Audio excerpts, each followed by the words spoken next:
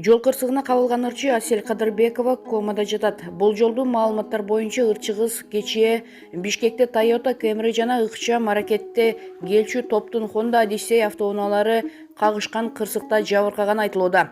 Ырчы Асель Кадырбекова жол кырсыгына кабылып, оор абалда эсине келе албай ооруканада жатат. Бул туурасында Спутник агенттигине травматология жана ортопедия илим изилдөө борборунун жетекчиси Сабырбек Жумабеков билдирди.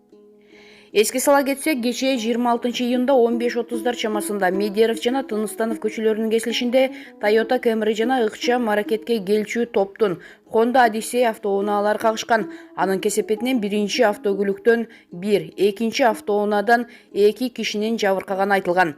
Айрым жалпыга маалымдоо каражаттары ырчы ушул кырсыкта жабыркаган деп жазышууда.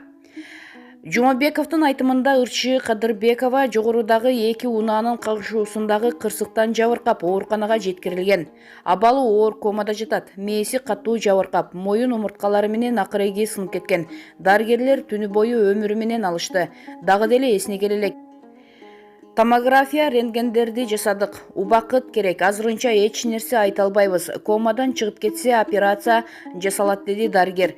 Жумабеков экинчи унаадагы бир киши дагы ооруканада жатканын кошумчалады. Анын баш мээси чайкалган, абалы туруктуу. 29 жаштагы Асель Кадырбекова кыргыз эстрадасындагы белгилүү ырчылардын бири. Ошондой эле дагы бир атактуу ырчы Нурлан Насиптин жубайы. Экөөнүн ортосунда бир кызы бар. Булак, Спутник KG.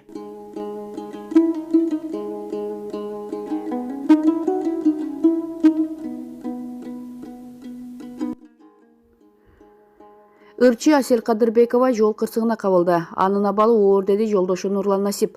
Ырчы Асель Кадырбекова автокырсыкка кабылганы кесиптештери арасында айтылган. Бул боюнча ырчы Нурлан Насипке байланышканыбызда маалыматты ырастады.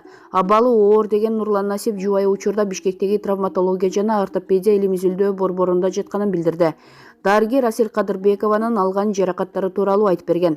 Жол кырсыгы кечээ 26-июнда саат 15:47 Медеров жана Тыныстанов көчөлөрүнүн кесилишинде катталган. Кырсыктын кесепетинен 3 жаран жаракат алган. Булак, Супер KG сайты.